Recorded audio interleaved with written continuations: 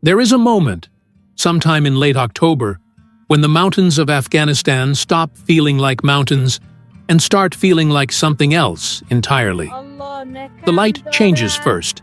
It turns thin and pale, almost apologetic, like it knows what is coming. Then the wind arrives from the north, rolling down through the Hindu Kush, in long, invisible waves that cut through clothing, through walls, through every assumption you might have about what cold actually means. Temperatures in the higher valleys drop below -20 degrees Celsius. Snowfall can reach 2 meters in a single week. Roads disappear. Supply lines vanish. And in villages that sit above 2,000 meters, sometimes above 3,000, families must face a winter that lasts not weeks, but months, in homes built from mud and stone, with no central heating, no insulated walls in the modern sense, and no grid electricity to fall back on. To someone watching from the outside, this looks like poverty, like exposure, like a situation where survival itself is uncertain. But that reading is almost entirely wrong. What actually happens in those homes during the long winter nights of the Afghan highlands is one of the most quietly sophisticated systems of thermal management, social organization, and material intelligence that exists anywhere on Earth, and most of the world has never heard of it. If you enjoy discovering the hidden engineering behind traditional ways of life, the kind of knowledge that gets buried under assumptions about what is primitive and what is advanced, consider subscribing and turning on notifications. There is a great deal more of this kind of story to tell. To understand how warmth is generated and held in these mountain communities, you have to first understand the specific nature of the problem. This is not simply a matter of cold air. Cold air is something that almost every architecture in the world has learned to manage in some form. The challenge in the Afghan highlands is cold air combined with wind, combined with extreme altitude, combined with total fuel scarcity, combined with isolation that can last for months without interruption. There are no deliveries, no emergency reserves arriving by road, no supplementary systems waiting in the background. Everything that a family needs to survive from the first snowfall to the spring thaw must already be inside the home, or immediately accessible within the village before winter fully closes in. That constraint, more than any single design decision, is what shaped every aspect of how these homes were built, how they are organized, and how daily life is structured around the single overriding priority of keeping the family alive and warm. The first thing a visitor notices about a Highland Afghan home in winter is the door. It is small, often very small, set low and angled in a way that forces the person entering to stoop. This is not architectural accident. A small door opening is a thermal valve. Every time an exterior door opens in a cold environment, the warm interior air rushes out and cold air floods in. By minimizing the door's dimensions, the builders were minimizing that exchange. The angled entry, sometimes a short corridor or bent passageway before the main interior, acts as a buffer zone, a thermal airlock that breaks the direct connection between outside cold and the heated living space. People who have studied vernacular architecture sometimes call this a cold trap, and it appears in traditional buildings across Central Asia, the Himalayas, and the Arctic in slightly different forms, each one independently developed in response to the same thermodynamic problem. In Afghanistan's mountains, it was built into the logic of the home thousands of years before the vocabulary of building science existed to describe why it worked. The walls themselves tell the same story in different material. Mud brick, the primary construction material throughout rural Afghanistan, is almost universally dismissed by people encountering it for the first time as simply the cheapest available option, a sign of limited resources rather than deliberate choice. That reading ignores the physics. Mud brick has a very high thermal mass, meaning it absorbs heat slowly, stores it for extended periods, and releases it gradually as the surrounding temperature drops. A mud brick wall that has been warmed during the day or warmed by the heat produced inside the home will continue radiating that absorbed warmth back into the living space for hours, after the heat source has been reduced or removed entirely. The walls are not passive containers. They are slow-release thermal batteries, charging through the day and discharging through the night. In a cold that reaches its most extreme in the hours before dawn, this matters enormously. The thickness of these walls is not accidental either. They are commonly built between 60 centimeters and a full meter in depth, which serves simultaneously as insulation against cold penetration from outside and as additional thermal mass to extend the release of stored heat. Above the walls, the roof performs a different but equally critical function. Traditional highland Afghan roofs are flat, which surprises many people who associate mountain architecture with steep slopes designed to shed snow. But flat roofs in this context are not a structural compromise. They are an intentional design choice.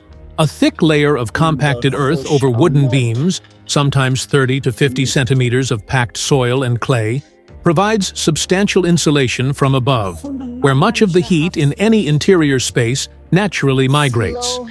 The flat roof also allows snow to accumulate, and accumulated snow is itself an insulator, blocking wind and reducing the rate at which thermal energy escapes upward. The same principle operates in the construction of snow shelters across the world, from Inuit architecture to the emergency bivouacs of alpine mountaineers. The Afghan Highland builder arrived at the same conclusion from a different direction. Let the winter material work for you, instead of fighting it. Inside, the spatial organization of the home reflects an equally clear logic. In the coldest months, the entire family concentrates into a single room. This compression of living space is one of the most powerful and misunderstood elements of the whole system. From the outside, it looks like crowding, like a hardship imposed by insufficient space. From the inside, it is a deliberate thermal strategy. Human bodies generate significant heat. A family of 6 or 8 people in a single enclosed room contributes substantially to the ambient temperature of that space. In the arithmetic of survival warmth, bodies are fuel. Consolidating them into one room instead of distributing them across several means that the collective heat generated by sleeping, breathing, and living together is concentrated rather than dispersed. The room stays warmer. The fire needs less wood to maintain a viable temperature. The blankets work harder because the air they are trapping warmth within is already partially warmed by the people around it. That brings the story to the fire, which is both the most obvious element of the system and the most carefully managed. The primary heat source in most Highland Afghan homes is the sandali, or some variant of it, depending on the specific region and elevation, combined with a central hearth, or a wood-burning stove, whose design has been refined over centuries for maximum efficiency under conditions of fuel scarcity. The fundamental principle is not to generate as much heat as possible. That would require wood, and wood at altitude in winter is a controlled and finite resource that must be managed with precision across a period of months.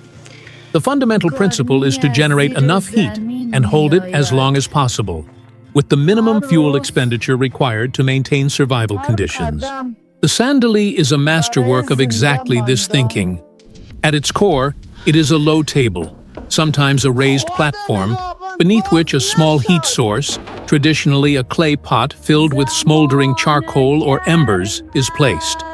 A large, heavy quilt, called a lihaf, is spread over the table and extends to the floor on all sides, creating an enclosed warm space beneath the surface. Family members sit or lie around the sandali, with their lower bodies tucked under the quilt, directly receiving the radiating warmth from below.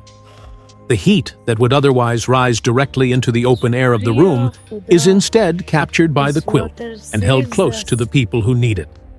This is targeted, efficient, and brilliantly conservative with fuel. A small amount of heat, enough to warm the air beneath one quilt, serves an entire family for hours. The same mass of charcoal that would warm an open room for perhaps 30 minutes is sufficient to keep 6 people comfortably warm beneath the sandali for 3 or 4 hours. This is not a compromise solution, it is an optimized one. The distinction matters because it reframes what we are looking at.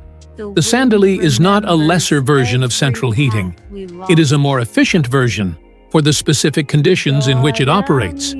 Central heating systems work by warming the entire volume of air in every room of a structure. They are effective when fuel is cheap and abundant. When fuel is neither of those things, when every kilogram of wood must be carried from the forest on someone's back, when the forest itself may be a 2-hour walk through snow, the logic of heating air that no one is breathing at that moment becomes indefensible. The sandali heats bodies, not rooms. It is precision thermal delivery rather than volumetric heating. And that difference explains how a family can stay genuinely warm across a winter that would exhaust a modern fuel supply in weeks.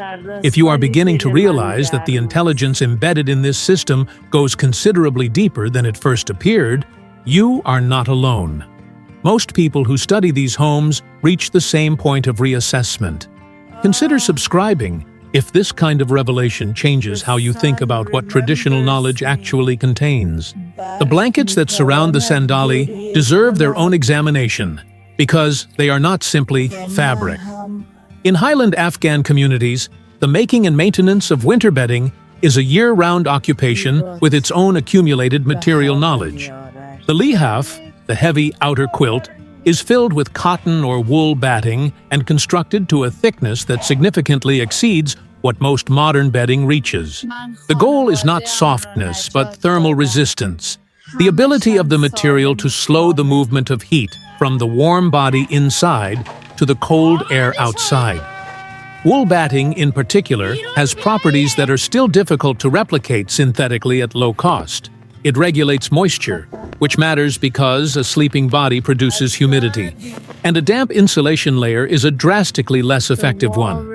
Traditional highland blankets manage this moisture regulation passively, wicking sweat away from the body and distributing it through the filling in a way that maintains the insulating air pockets that create warmth. This is not folk intuition. This is material science applied through generations of trial and consequence. Layering is the broader strategy, applied to the body as well as the bedding. Highland Afghan families dress for winter in multiple distinct layers, each one serving a different function. The innermost layer, worn against skin, is designed for moisture management. The middle layers, traditionally heavy cotton or wool garments, provide the primary thermal insulation. The outer layer provides wind protection. This is precisely the layering system that modern outdoor equipment brands sell at considerable expense to mountaineers and polar explorers. The principle did not originate in a laboratory or a product development meeting. It evolved in the mountains, over generations, in the only environment where the consequences of getting it wrong were immediately and permanently apparent.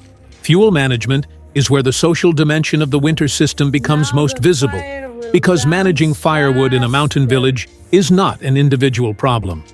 It is a collective one, and the community structures that grew around it are as sophisticated as the physical architecture. Firewood collection begins in late summer and continues through autumn. It is not a casual activity. It is a coordinated mobilization that involves decisions about which trees and branches to harvest, how to transport the wood from areas that may be far from the village, how to stack and dry it to maximize burning efficiency, and how to distribute it equitably enough that the most vulnerable families, elderly people living alone, households without able-bodied adults, do not exhaust their supply before winter ends. In many highland communities, the wood pile outside a home is both a practical resource and a visible social indicator.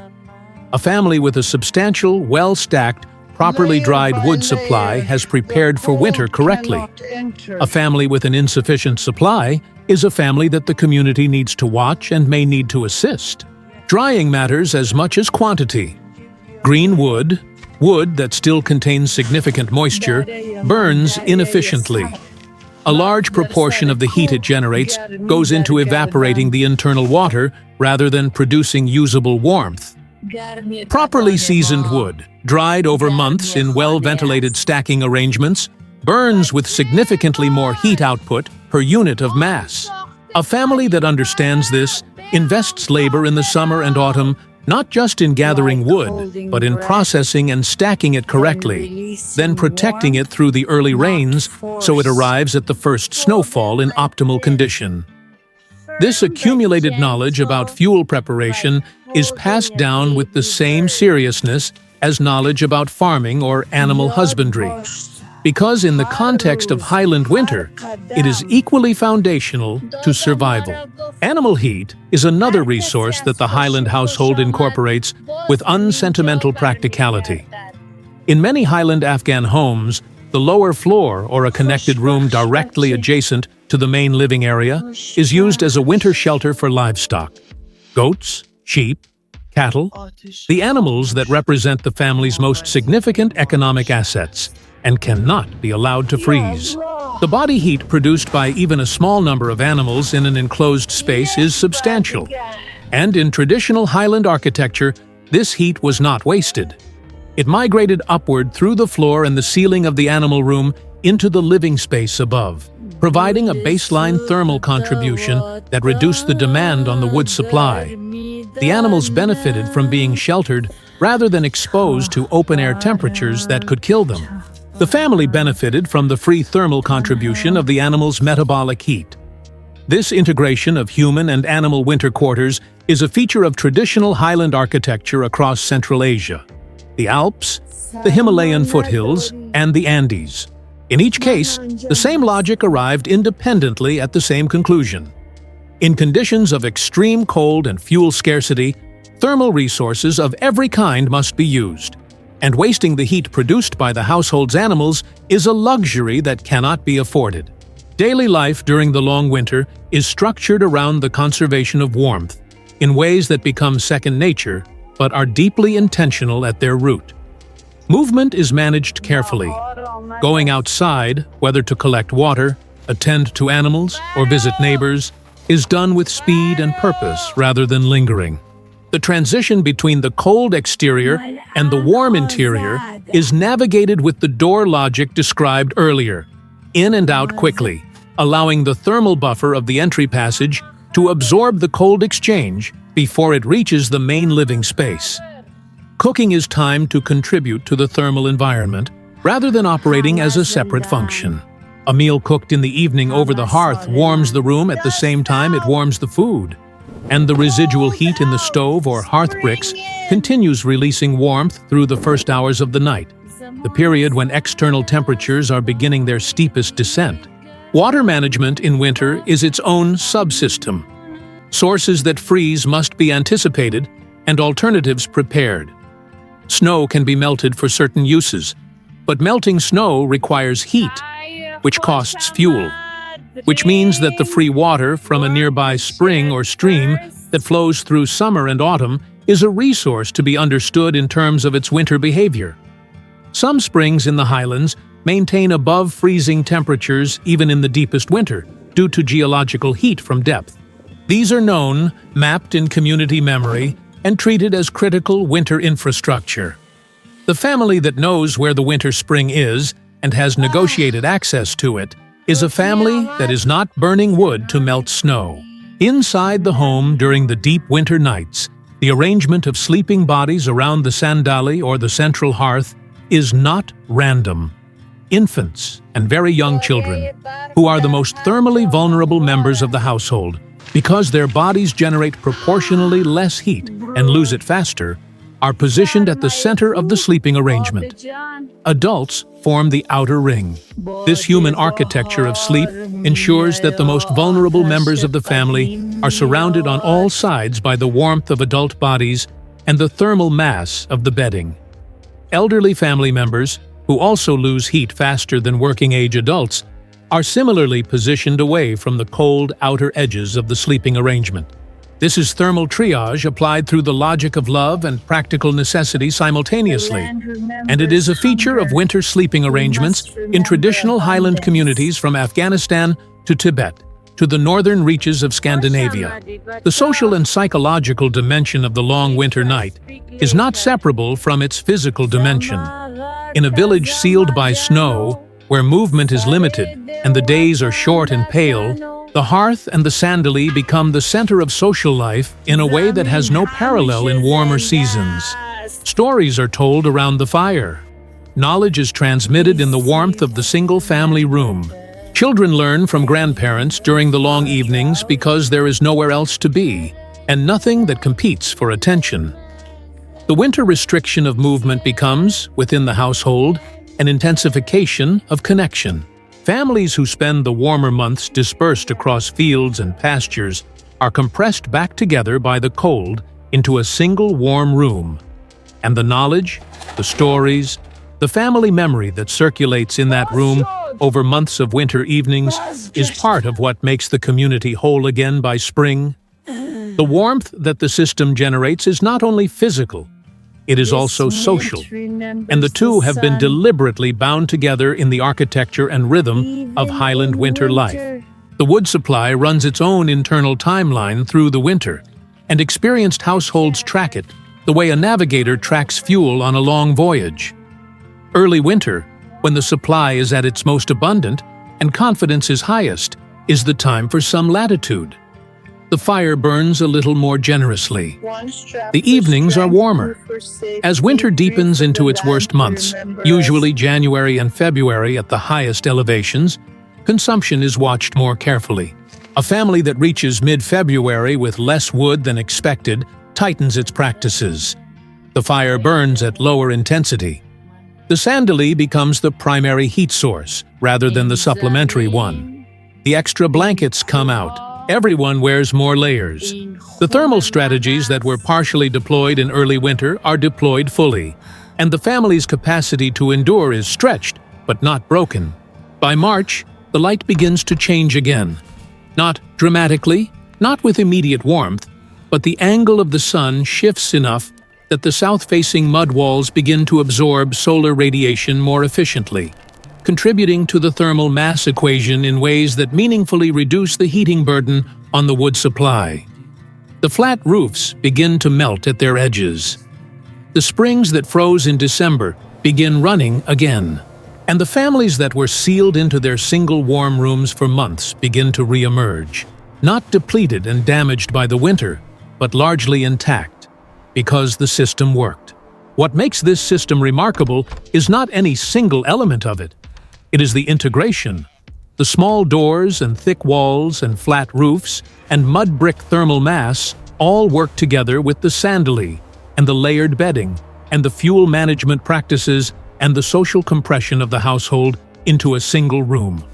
Remove any one element and the others compensate partially, but not completely.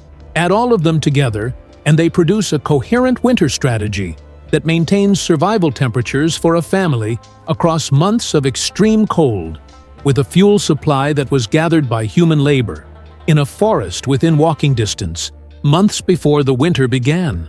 No external infrastructure, no technological dependency, no supply chain, just architecture, material knowledge, social organization, and the accumulated intelligence of generations who had no option but to get it right. The people who built and refined this system across centuries were not poor engineers working with inadequate materials. They were experts in their specific environment, solving a specific and lethal problem with everything available to them, and they solved it with a thoroughness that modern building science is only now beginning to fully document and appreciate. The mountain families of Afghanistan's highlands did not survive their winters because they endured hardship with stoic resignation.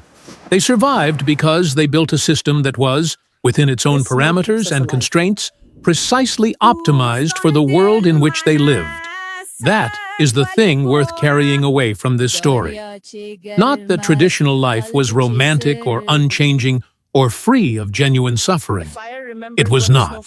But that embedded inside what looked like simple poverty and primitive shelter was a body of knowledge about heat, materials, fuel, social organization, and human physiology that took centuries to develop and that continues to function in the mountains today. The blankets piled high around the sandali, the family pressed together in the warm room while the wind tears at the walls outside. the carefully stacked wood drying since summer in the corner of the compound, the animals breathing heat into the floor below. None of this was accidental. All of it was deliberate, tested, refined, and understood by the people who lived it.